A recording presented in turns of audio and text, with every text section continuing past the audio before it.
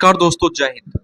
ग्रामीण bank vacancy IBPS RRB का notification 2024 का रिलीज हो चुका है।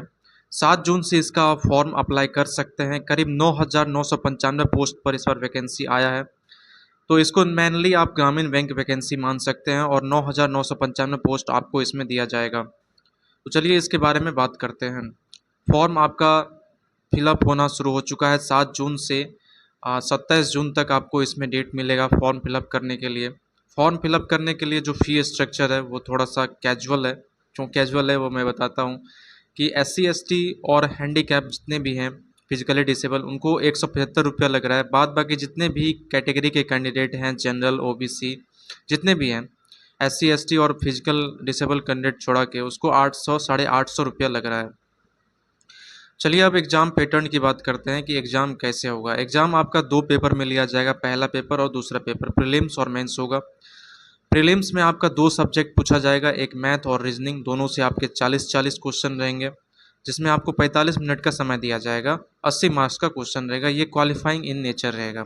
उसके बाद आपका सेकेंड पेपर होगा जो कि मेंस होगा, जिसमें आपको कड़ी मेहनत करना होगा, अच्छा मार्क्स लाना होगा कट ऑफ में आने के लिए। इसमें जो आपके सब्जेक्ट हैं वो हैं रीजनिंग होगा, कंप्यूटर होगा, जीके जीएस, मैथ और हिंदी या इंग्लिश में से कोई एक सब्जेक्ट आप चूज कर सकते हैं। तो रीजनिंग के 40 क्वेश्चन, कंप्यूटर के 40 क्वेश्चन, जीके जीएस के 40 क्वेश्चन, मैथ के 40 क्वेश्चन और हिंदी या इंग्लिश में से 40 क्वेश्चन आपके रहेंगे। हिंदी या इंग्लिश में से किसी आपको चूज करना है, ऑप्शनल सब्जेक्ट रहेगा। तो मेंस आपका 200 मार्क्स का 200 क्वेश्चन 200 मार्क्स का आपको 2 घंटा का समय मिलेगा मेंस एग्जाम में। तो यही सिलेबस है, यही एग्ज़ाम पैटर्न है।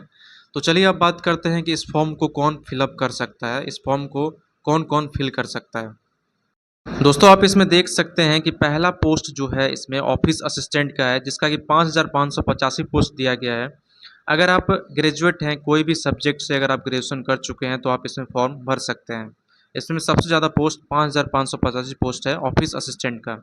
दूसरा है ऑफिसर स्केल 1, जिसका कि 3,499 पोस्ट है। इसमें भी अगर आप ग्रेजुएट हैं कोई भी सब्जेक्ट से, बीएससी, बीकॉम, बीए कुछ भी चल सकता है, आप इसमें फॉर्म भर सकते हैं। तीसरा है officer scale 2 general banking officer, इसका 496 पोस्ट है। इसमें भी अगर आप ग्रेजुएट डिग्री हैं कोई भी सब्जेक्ट से तो इसमें भी आप फॉर्म भर सकते हैं। चौथा है ऑफिसर स्केल 2 इंफॉर्मेशन टेक्नोलॉजी, इसका 94 पोस्ट है, जिसमें अगर आप बैचलर डिग्री किए हैं, इसका कुछ क्राइटेरिया अलग है। अगर आप बैचलर डिग्री किए हैं electronics communication, computer science, information technology और 1 साल का इसमें एक्सपीरियंस मांग रहा है, इसका 94 पोस्ट है। फिर है ऑफिसर स्केल 2 चार्टर अकाउंटेंट, इसका 60 पोस्ट है।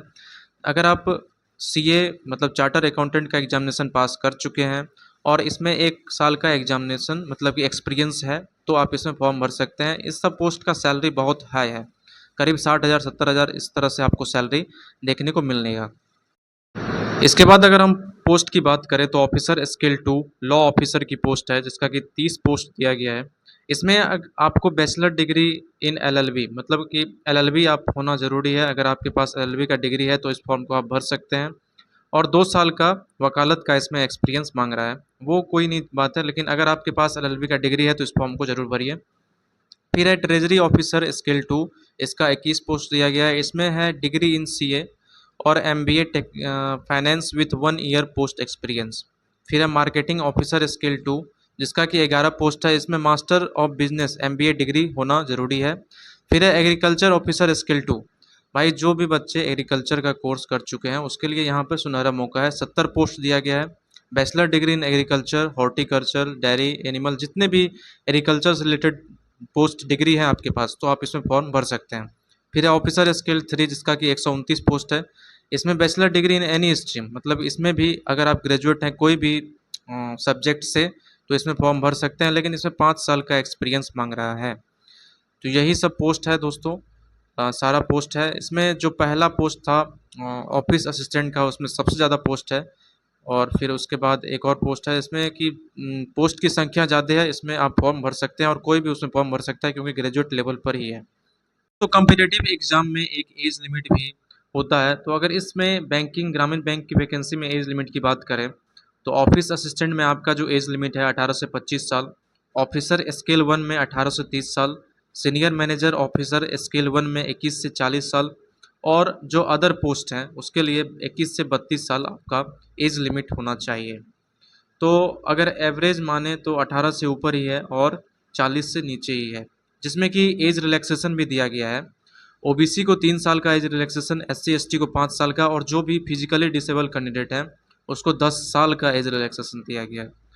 बैंकिंग सर्विस में भाई जो भी फिजिकली डिसेबल कैंडिडेट हैं उसके बल्ले बल्ले होते हैं, मैं देखा भी हूँ, भरते हैं आराम से निकाल लेते हैं, मतलब उनको एक तरह से पूरी तरह से रिजर्वेशन रहता है एज में।